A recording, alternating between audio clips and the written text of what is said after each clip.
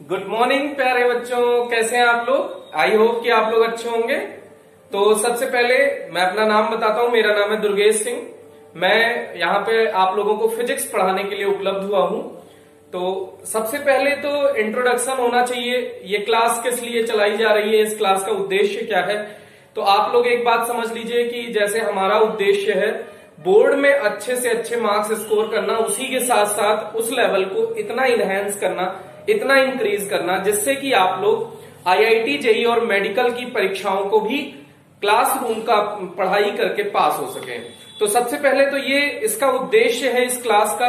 तो हम लोग पहली बार एक दूसरे से इंट्रोड्यूस हो रहे हैं, तो ये जानना बहुत आवश्यक है कि इस पूरे चैनल पे आपको क्या देखने को मिलेगा। तो इस थ्रू आउट चैनल पे आपको सबसे मेन है फिजिक्स क्लास, वही आपको देखने को मिलेगी। तो आज हम लोग आपके बीच में हम उपस्थित हुए हैं फिजिक्स पढ़ाने के लिए, भौतिक विज्ञान। तो सबसे पहले भौतिक विज्ञान क्या है, ये किसे कहते हैं, तो उससे पहले मैं आप सभी का स्वागत करना चाहता हूं। तो भौतिक विज्ञान की इस दुनिया में आपका स्वागत है। तो देखिए, भौतिक जगत बहुत खूबसूरत है, बहुत ही इंटरेस्टिंग है, बहुत ही लविंग है। तो इन सब चीजों को समझने के लिए हम लोग यहाँ पर उपस्थित हुए हैं कि क्या फिजिक्स इतनी इंटरेस्टिंग हो सकती है कि उसको एंजॉय करते हुए पढ़ा जा सकता है। तो उसका आंसर है यस, हम लोग इसको पढ़ने वाले हैं। तो इसमें अगर हम ये बात करें कि सबसे पहले फिजिक्स क्या है, क्योंकि स्टार्ट में जैसे आप किसी से कहोगे कि सब्जेक्ट कौन सा है, किसी ने आपसे पूछा तो आपने कहा पीसीएम ले रखा है साहब इस बार। तो पीसीएम में फिजिक्स कोई पूछे क्या है, किसे कहते हैं फिजिक्स। तो एक साइंटिस्ट हुए रिचर्ड फेनमैन। कौन साइंटिस्ट हुए बेटा रिचर्ड फेनमैन। आपको मैं साइड में नाम लिख देता हूं, रिचर्ड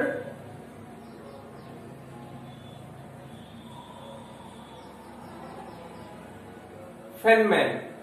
सबसे सिंपल डेफिनेशन रिचर्ड फेनमैन ने बताई भौतिक विज्ञान की कि प्रकृति का अध्ययन ही भौतिकी है। Study of nature is physics.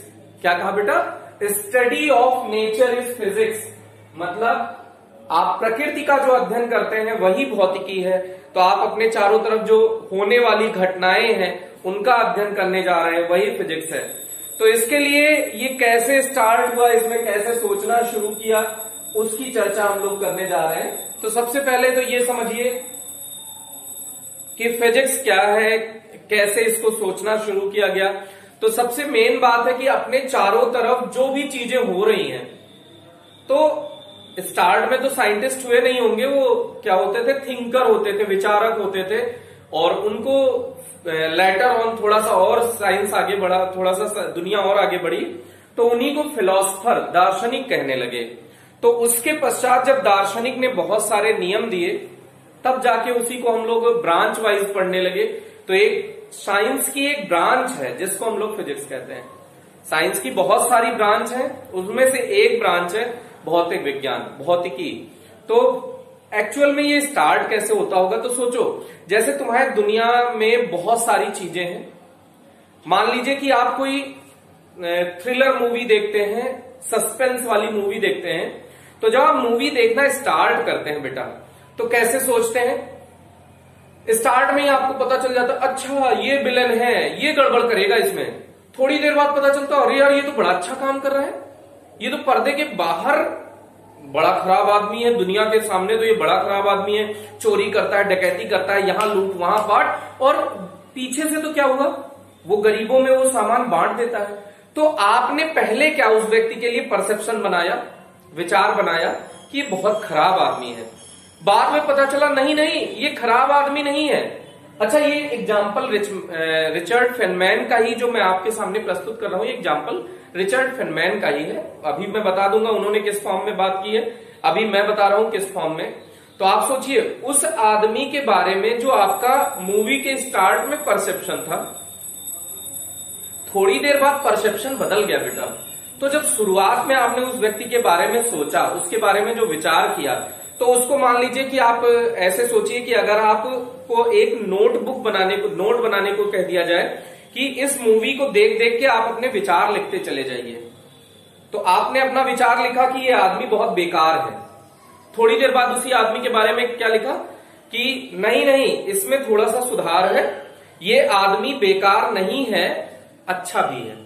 तो आपने क्या किया, पहले ही आपका एक लॉ आया था कि आदमी बेकार है, फिर आपने ही उसी लॉ में, आपका मतलब है कोई दूसरा भी उस लॉ में सुधार कर सकता है कि नहीं ये आदमी बेकार नहीं है, ये बेहतर है। फिर आपने मूवी को आगे और प्रोसीड किया तो पता चला उसका कुछ बहुत गलत लोगों के साथ संबंध है, जैसे कि जो लोग मर्डर कर देते हैं, जो लोग एक दूसरे को मार देते हैं। तो आपने फिर और कंक्लूजन में थोड़ा सुधार किया कि नहीं, शुरुआत में आपने क्या कंक्लूजन निकाला, गलत था, फिर आपने सही बता दिया कि उसी को सही, फिर आपने बता दिया, उसी में और सुधार क्या करने लग गए कि आदमी सही भी है लेकिन वो उसके साथ वाले सही नहीं है, इसलिए आदमी सही नहीं है। आदमी सही है क्योंकि वो जो कमाई करता है उसको वो गरीबों में बांट देता है, लेकिन जो उसके पीछे उसके जो बड़े लोग हैं, गैंग जो चला रहे हैं, वो लोग क्या कर रहे हैं कि मर्डर करवा देते हैं। तो भाई ये तो गलत है ना, तो वो आदमी कहीं ना कहीं उनके साथ जुड़ा हुआ है, तो वो भी गलत है। तो आपका परसेप्शन इतने ही देर में कई बार चेंज हो गया। ऐसे ही इस दुनिया में होता है बेटा।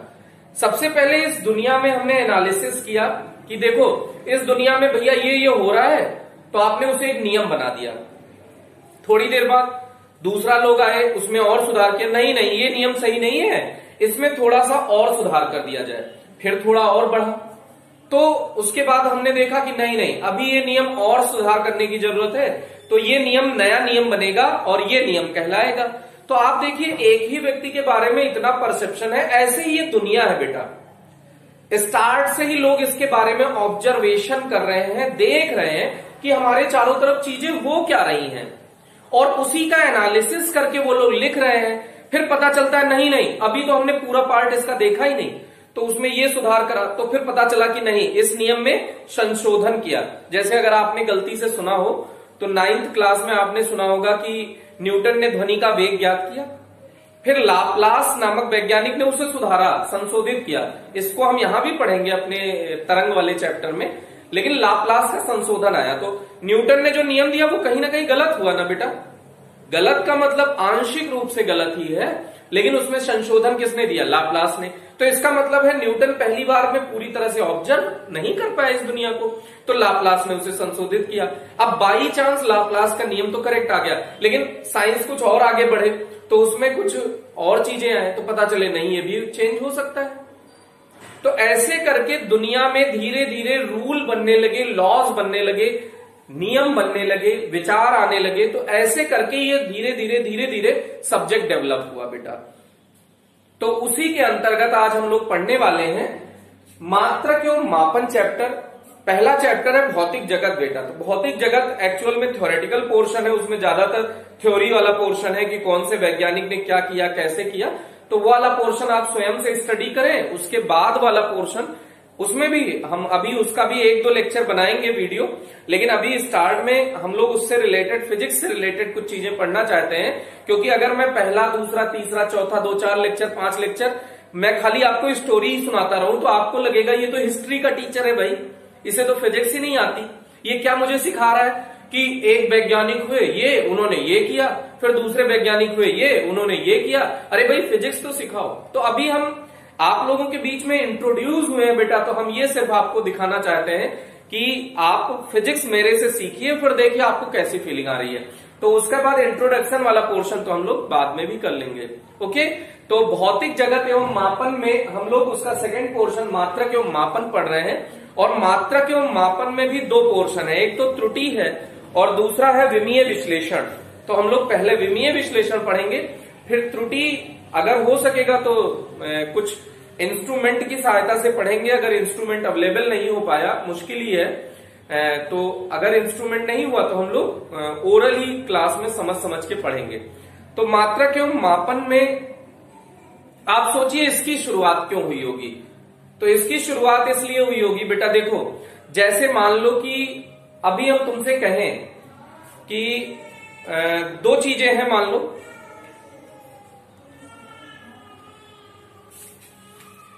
ये और ये, इनमें क्या डिफरेंस है, तो आपको इसके लिए कुछ ना कुछ बताना पड़ेगा कि क्या डिफरेंस है। मतलब आपको ये बोलना पड़ेगा कि इसके लिए आपको ये बोलना पड़ेगा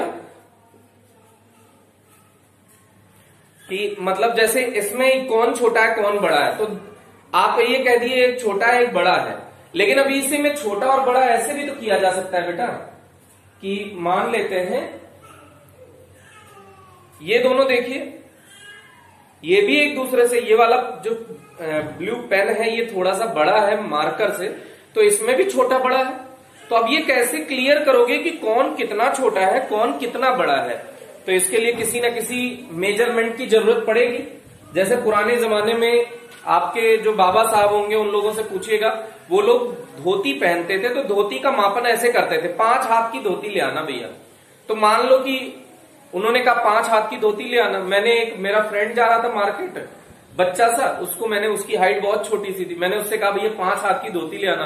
तो उसका हाथ तो इतना सा छोटा होगा क्योंकि वो बावना सा है, उसकी हाइट कम है, तो वो 5 हाथ की कितनी छोटी, इतनी धोती ले आएगा। तो वो तो टॉवेल भी नहीं हुई ना बेटा, वो धोती लाने गया था।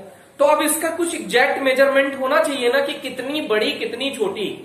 मान लीजिए कि हम लोग जैसे मान लो हम किसी के यहाँ से उधार लाए कि चलो हम तुम्हारे यहाँ से आटा ले आते हैं कल दे देंगे, तो उन्होंने कहा कैसे ले जाओगे? तो हमने कहा कि चलो उजली से नाप लेते हैं भैया, ऐसे ऐसे हमने 5 बार नापा। फिर जब देना हुआ तो हमने अपने घर के छोटे बच्चे को भेज दिया, कहा जब 5 बार नाप के दे आना। अब भाई यहाँ फॉल्ट हो रही है ना, तो कुछ एग्जैक्ट अगर मेजरमेंट होता तो हम लोग ये फिक्स कर पाते कि हाँ इसका मेजरमेंट इतना होगा, इसका मान इतना होगा। तो भाई कौन किससे कितना छोटा है कौन कितना बड़ा है। अब इन दोनों में क्या डिफरेंस है? अगर इसको मैं हाथ पे रखूं ऐसे तो ये कितना दबा रहा है, और अगर इस ऑब्जेक्ट को मैं हाथ पे रखूं तो ये कितना दबा रहा है। दोनों में डिफरेंस है ना बेटा, दोनों समान दबाव से थोड़ी दबा रहे हैं, दोनों कुछ ना कुछ अलग दबाव से दबा रहे हैं। तो इसका भी हमें कुछ ना कुछ नाम रखना पड़ेगा। तो अगर लेंथ में डिफरेंस हुआ तो लंबाई में डिफरेंस हुआ, तो इसका मतलब हमें लंबाई का मेजरमेंट चाहिए। फिर ऐसे ये दबाने का मेजरमेंट, ये कुछ अलग ताकत से दबा रहा है, और जब इसको हाथ पे रख रहे हैं तो ये अलग ताकत से दबा रहा है। इसका मतलब इसका भी मापन होना चाहिए कि कौन कितने ताकत से दबा रहा है, मतलब इसके वजन का भी मापन होना चाहिए। ठीक है। अभी मैं आपसे कहूं कि हमको एक लोग 12 बजे मिले थे, तो स्टोरी हमने बताई कि 12 बजे मिले थे या 2 दिन पहले मिले थे, 3 दिन पहले मिले थे, तो आपको ये इंटरेस्ट जनरेट होगा कि कितने बजे मिले थे, उस टाइम क्या हो रहा था। तो एक मेजरमेंट और हमको चाहिए होगा, कुछ टाइम का मेजरमेंट बेटा, समझ रहे हैं ना। तो इस तरह से चीजों को शुरू किया गया। कैसे? स्टार्ट में सोचना शुरू किया गया कि इसका हम ये कर दें वो कर दें। तो शुरुआत में क्या हुआ कि मान लो लकड़ी के पैमाने बना लिए, तो लकड़ी का पैमाना बनाया कि इतना बड़ा अगर लकड़ी का टुकड़ा ले लिए तो उसको हम लोग लंबाई में मीटर कहेंगे। तो पता चला तुम यहां से किसी बरसात वाले क्षेत्र में इस लकड़ी को लेके गए, फूल गई, बड़ी हो गई, अब ये गड़बड़ हो गया ना। अब वहां पे मेजरमेंट तो दूसरा आएगा भाई, ये लकड़ी की लंबाई जब ये फूलेगी तो बढ़ जाएगी, तो इसका मतलब इससे भी काम नहीं चलने वाला था। तो हमने कुछ स्टैंडर्ड ऑब्जेक्ट लेना शुरू किया, और मान लेते हैं कि हमारे देश में जो मापन था वो पूरी दुनिया में मापन होना चाहिए। इसलिए हमने एक जेनेवा में इंटरनेशनल मीटिंग करी बेटा। पूरी दुनिया के साइंटिस्ट वहां एकत्रित हुए, उन लोगों ने एक मीटिंग करी और उसमें एक हर चीज का एक निर्धारण किया गया। जैसे मान लीजिए कि लंबाई का एक टुकड़ा लिया गया, प्लेटिनम इरिडियम का टुकड़ा, उसको उन्होंने कहा कि ये 1 मीटर लंबा है, तो वो मेजरमेंट पूरी दुनिया में वैलिड है, सब लोग उसी लंबाई को 1 मीटर कहने लग गए। ऐसे ही एक वजन, एक टुकड़ा लिया गया धातु का, तो उसको उन्होंने कहा इसका वजन 1 किलोग्राम है। इसका वजन कितना है? इसका द्रव्यमान कितना है? 1 किलोग्राम। अब 1 किलोग्राम में मान लीजिए कि कोई सामान हम इतना सा ले आए, अब वो 1 किलोग्राम के कितना गुना है, 1 किलोग्राम के कितना गुना है, तो उसको हमने कह दिया कि मान लो वो 10 गुना है, तो उसी को वस्तु को हमने क्या कह दिया? 10 किलोग्राम। तो इस तरह से वजन का भी मापन शुरू हो गया। फिर हम परसों मिले थे, नरसों मिले थे, ऐसे हमने कह दिया कि 3 दिन पहले मिले थे। तो इसका भी मेजरमेंट होने के लिए एक आइडियल पैमाना बनाया गया कि अर्थ एक राउंड अपना, जैसे अर्थ 2 टाइप से घूमती है, एक तो ऐसे ऐसे घूमती है बेटा, इसके कारण मौसम में चेंज आता है, एक अपने ओरिजिन के अबाउट ऐसे ऐसे घूर्णन कर रही होती है। तो उस घूर्णन के कारण दिन और रात होते हैं। तो जब एक घूर्णन पूरा हो जाए तो उसी को लोगों ने क्या कहा कि आज से इसी को हम एक दिन कहेंगे और ये दिन होगा 24 घंटे का। फिर उसके 24 टुकड़े किए, 24 टुकड़े करने के बाद उसके भी 60 टुकड़े किए। तो इस तरह से 60 टुकड़े किए तो घंटे को मिनट में कन्वर्ट किया, मिनट के भी 60 टुकड़े किए तो उसको सेकंड में कन्वर्ट किया। इससे और बहुत छोटी राशियां हैं लेकिन उसको बाद में हम लोग पढ़ेंगे। तो इस तरह से समय का मापन शुरू हो गया। तो इस ऐसे करके साइंस थोड़ा थोड़ा धीरे धीरे डेवलप हुआ। तो उसमें सबसे पहला टॉपिक हम लोग पढ़ने जा रहे हैं इस चैप्टर में, मात्रक एवं मापन में भौतिक राशियां किसे कहते हैं बेटा? फिर से सोचिए, इंग्लिश में इसको कहते हैं फिजिकल क्वांटिटी। क्या कहते हैं बेटा? Physical quantity. तो जैसे मान लीजिए ये भौतिक राशि है, तो वे भौतिक राशियां जिसका मापन किया जा सके, वे भौतिक राशियां जिसका मापन किया जा सके, वे राशियां, भौतिक राशियां करके हो तो भौतिक राशियां ही कह दिए तो परिभाषा कैसे? तो वे राशियां, मान लीजिए कोई राशि है, तो वे राशियां जिनका मापन किया जा सके भौतिक राशियां कहलाती हैं। वे राशियां जिनका मापन किया जा सके, मतलब मापा जा सके कि ये लंबाई कितनी है या इसका वजन कितना है या ये कितने दूर गया, कितना कम दूर गया, इनका मापन किया जा सके, उसी को क्या कहते हैं? भौतिक राशियां कहते हैं। तो ये भौतिक राशियां फिर से दो टाइप की होती है मेनली। एक तो मूल राशियां और दूसरा पूरक राशियां। पहले प्रारंभ में मूल राशियां ही बनी बेटा, लेकिन मूल राशियां जब बना दी गई तो ये सोचा गया कि यार कुछ चीजें अभी कम पड़ रही हैं, मतलब कुछ चीजें अभी डिफाइन नहीं हो पाई, तो उसको अलग से हमने सप्लीमेंट्री क्वांटिटीज बोल दिया। सप्लीमेंट्री क्वांटिटी, मेन क्वांटिटी और सप्लीमेंट्री क्वांटिटी। तो सप्लीमेंट्री क्वांटिटी एक्चुअल में बाद में आया। ये सिर्फ दो ही टाइप का होता है, कोण और घन कोण, कोण और घन कोण। तो ये मूल राशियां, तो मूल राशियां किसे कहते हैं? वे भौतिक राशियां, जैसे मान लीजिए कि हर चीज का एक छोटा से छोटा मान होना चाहिए ना बेटा। मान लीजिए लंबाई है, तो लंबाई अब ये किसी पे डिपेंड नहीं करती। क्षेत्रफल बनाओगे तो दो बार लंबाई लोगे, एक लंबाई को चौड़ाई बोल दोगे, एक लंबाई को लंबाई। तो लंबाई और चौड़ाई का गुणा करोगे तो क्षेत्रफल बन जाएगा, मतलब इसी लंबाई का दो बार यूज हुआ है। लेकिन जो सबसे छोटी राशि है वो क्या है? लंबाई। तो ये किसी पे डिपेंड नहीं करती। जैसे मान लीजिए किलोग्राम, एक वस्तु है 1 किलोग्राम, 2 किलोग्राम, 10 किलोग्राम, तो ये किसी पे डिपेंड नहीं करती। तो इसको हम लोग क्या कहेंगे कि ये सबसे छोटी राशि। अब ये कहोगे कि मात्रक भी बहुत टाइप के हमने सुने सर, ग्राम भी सुना है, मिलीग्राम भी सुना है। तो ये मात्रक जो सबसे मेन मात्रक है उनकी हम चर्चा कर रहे हैं। ये कौन से हैं? 7। होने को तो बहुत सारे मात्रक हो सकते हैं किसी भी राशि के, लेकिन जो सबसे मुख्य मात्रक है एसआई पद्धति में उन्हीं की हम चर्चा करने जा रहे हैं। क्योंकि पद्धतियां अलग होंगी, मात्रक छोटे बड़े हो सकते हैं, तो सबको पहले हम एक यूनिट में पढ़ना चाहते हैं, एसआई यूनिट में, तो उसकी चर्चा आगे करेंगे। तो मूल राशियां किसे कहते हैं? वे भौतिक राशियां जो अन्य राशियों पर निर्भर नहीं करती तथा जिनका स्वयं में अस्तित्व होता है। वे भौतिक राशियां जो अन्य राशियों पर निर्भर नहीं करती तथा जिनका स्वयं में अस्तित्व होता है। जैसे मान लीजिए लंबाई है, तो लंबाई का स्वयं में अस्तित्व है। अब आयतन बना दिए तो लंबाई को 3 बार यूज किए। एक बार लंबाई को लंबाई के कहते हो, फिर ये भी एक लंबाई है, ये भी एक लंबाई है। तो यहां लंबाई, इस लंबाई का नाम चौड़ाई रख दिया, इस लंबाई का नाम ऊंचाई रख दिया।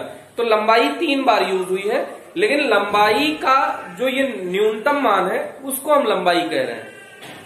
जो सबसे इसमें सबसे छोटा, जो किसी और पर डिपेंड नहीं करता, जिसका स्वयं में अस्तित्व होता है, उसको हम लोग क्या कहेंगे? मूल राशियां। तो ये कितने प्रकार की होती है बेटा मूल राशियां? 7 प्रकार की, अभी उसकी चर्चा की जाएगी। फिर अगला बात आता है व्युत्पन्न राशियां। तो व्युत्पन्न राशियां कौन सी राशियां होती हैं? जो मूल राशियों की सहायता से उत्पन्न की जाती है, व्युत्पन्न।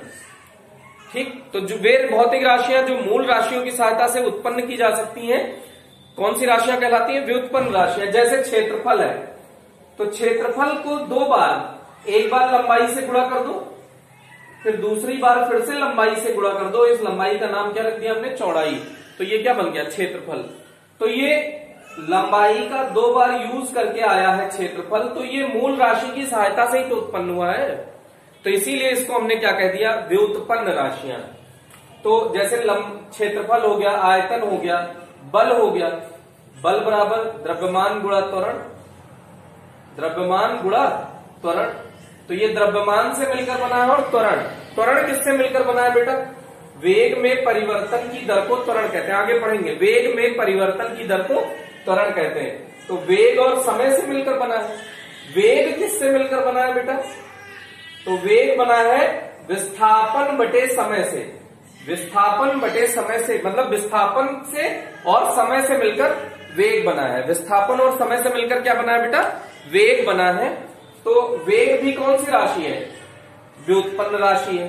बल भी कैसी राशि है, व्युत्पन्न राशि है। तो इस तरह से इन राशियों को आप कह सकते हैं कि कौन सी राशि भौतिक मूल राशि है और कौन सी राशि व्युत्पन्न राशि है। तो व्युत्पन्न राशियां मतलब किसे कहते हैं, मूल राशियों की सहायता से उत्पन्न की जाने वाली राशियों को व्युत्पन्न राशियां कहते हैं। उसके बाद आता है मूल मात्रक। मूल राशियों के मात्रकों को मूल मात्रक कहते हैं। ये तो इसका छोटा डेफिनेशन हो गया। कौन सा डेफिनेशन बेटा, मूल राशियों के मात्रक। ये मूल राशियां जो है, इन्हीं के मात्रकों को मूल मात्रक कहते हैं। ये तो पहली डेफिनेशन हो गई। दूसरी डेफिनेशन और भी लिखी है कि मूल राशियों को उनके गुणों के आधार पर, मूल राशियों को उनके गुणों के आधार पर व्यक्त करने के लिए जिस इकाई का प्रयोग होता है उसी को मूल मात्रक कहते हैं। मूल राशियों को उनके गुणों के आधार पर व्यक्त करने के लिए जिस राशि का उपयोग किया जाता है उसी को मूल मात्रक कहते हैं बेटा। तो ये मूल मात्रक हो गया।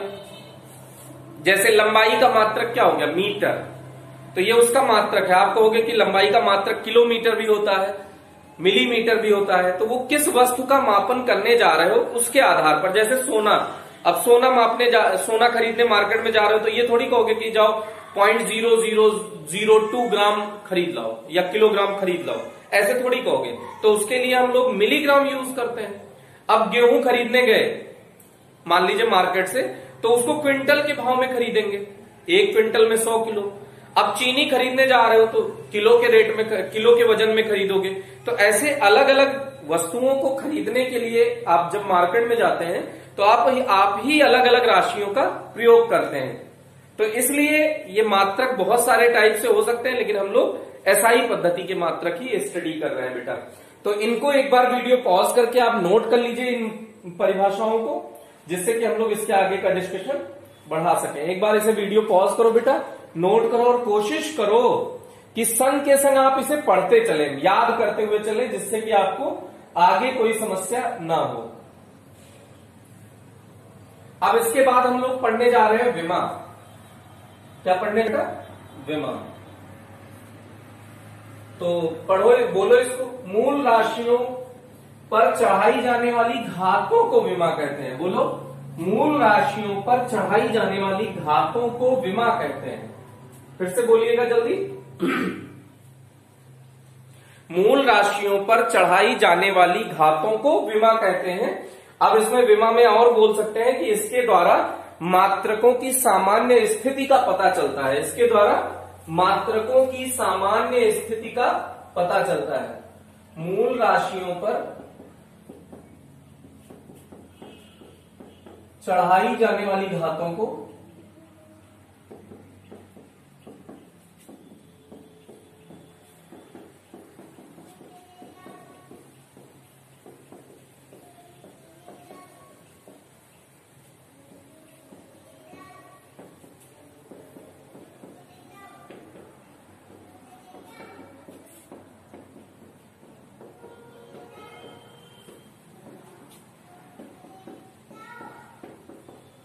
इसके द्वारा मात्रकों की सामान्य स्थिति का पता चलता है। जैसे ये, मतलब ये दूसरी वाली लाइन थोड़ी कम समझ में आई होगी। जैसे कहने का मतलब है वेग, तो वेग बराबर होता है फॉर्मूला विस्थापन बटे समय।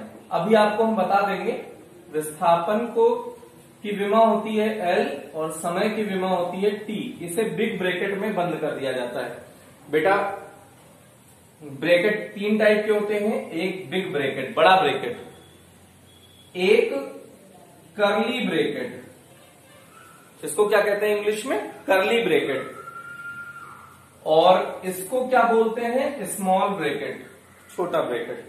तो ये 3 टाइप का ब्रैकेट होता है, तो इसमें बिग ब्रैकेट ही लगाएंगे। अगर आपने स्मॉल लगा दिया या फिर कर्ली लगा दिया तो ये सही नहीं माना जाएगा।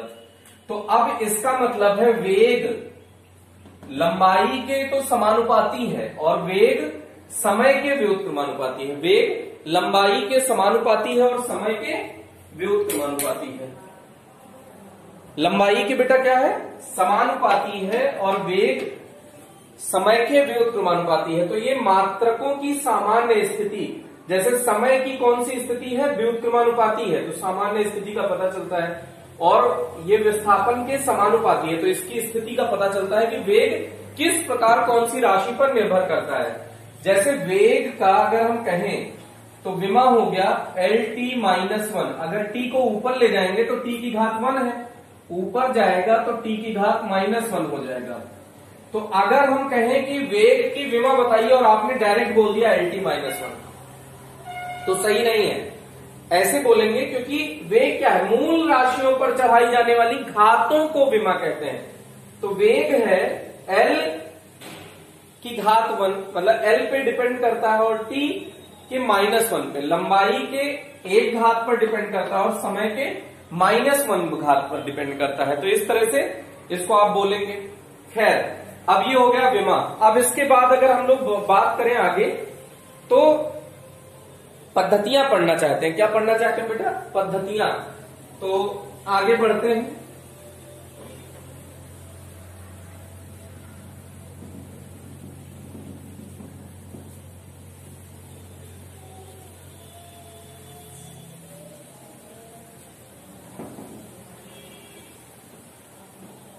इतने स्पेस में ही पढ़ना है। तो पद्धतियां, एक पुरानी पद्धति और दूसरी नई पद्धति। पुरानी पद्धति बेटा मुख्यतः 3 प्रकार की होती है। MKS पद्धति, दूसरा CGS पद्धति और तीसरा FPS पद्धति। MKS का फुल फॉर्म क्या? देखो बेटा, मीटर किलोग्राम सेकंड। MKS का फुल फॉर्म क्या है बेटा? मीटर किलोग्राम सेकंड पद्धति। CGS का सेंटीमीटर, C का मतलब सेंटीमीटर ग्राम सेकंड पद्धति। FPS फुट पाउंड सेकंड पद्धति। FPS कौन सी पद्धति है बेटा? फुट पाउंड सेकंड पद्धति। और ये नई पद्धति में होता है SI पद्धति। SI पद्धति MKS पद्धति का ही विस्तृत रूप है। SI पद्धति MKS पद्धति का ही विस्तृत रूप है। SI का फुल फॉर्म क्या होता है? सब इंस्पेक्टर नहीं होता बेटा। नहीं, कुछ लोग कहेंगे सब इंस्पेक्टर, हम तो जान गए SI का। तो सब इंस्पेक्टर नहीं होता, क्या होगा? International system of unit. International system of unit, अंतरराष्ट्रीय मात्रक प्रणाली। अगर सही से इसको बोले SI पद्धति को, तो शुद्ध हिंदी में क्या बोलेंगे? अंतरराष्ट्रीय मात्रक प्रणाली। तो ये पद्धतियां नोट कर लीजिए, ये दोनों कौन किस किस टाइप की होती हैं बेटा। तो इसके बाद हम लोग आगे यहां तक पढ़ते हैं। फिर उसके बाद SI पद्धति के लिए हमने बता दिया है कि ये MKS पद्धति का ही विस्तृत रूप है। तो MKS पद्धति जो पहले था मीटर किलोग्राम सेकंड, और उसी को हम लोगों ने आगे बढ़ा दिया क्योंकि सिर्फ इतने से काम चल नहीं पा रहा था। ताप चाहिए था, वैद्युत धारा का भी खोज हो गया, ये भी चाहिए था। तो ऐसे करके और राशियां धीरे धीरे धीरे धीरे जैसे जैसे बढ़ती गई, तो इसको हमने एक्सटेंड कर दिया, विस्तृत कर दिया, और इसी का नाम क्या रख दिया? SI पद्धति। तो ये 7 प्रकार की होती हैं। ये कितने प्रकार की होती हैं? 7 प्रकार की। तो उनका नाम क्या है? लंबाई, द्रव्यमान, समय, ताप। बोलो, लंबाई, द्रव्यमान, समय, ताप, वैद्युत धारा, ज्योति तीव्रता, पदार्थ की मात्रा। इसको याद कर लेना बेटा नेक्स्ट लेक्चर में। लंबाई, द्रव्यमान, समय, ताप, वैद्युत धारा, ज्योति तीव्रता, पदार्थ की मात्रा। कौन कौन सा है? लंबाई, द्रव्यमान, समय, ताप। वैद्युत धारा, ज्योति तीव्रता, पदार्थ की मात्रा, ये सातों मूल राशियां हैं। तो यहां तक आप लर्न कर लीजिएगा, याद कर लीजिएगा। उसके बाद हम लोग नेक्स्ट लेक्चर में आपसे मिलते हैं। Thank you. आज के लिए इतना ही।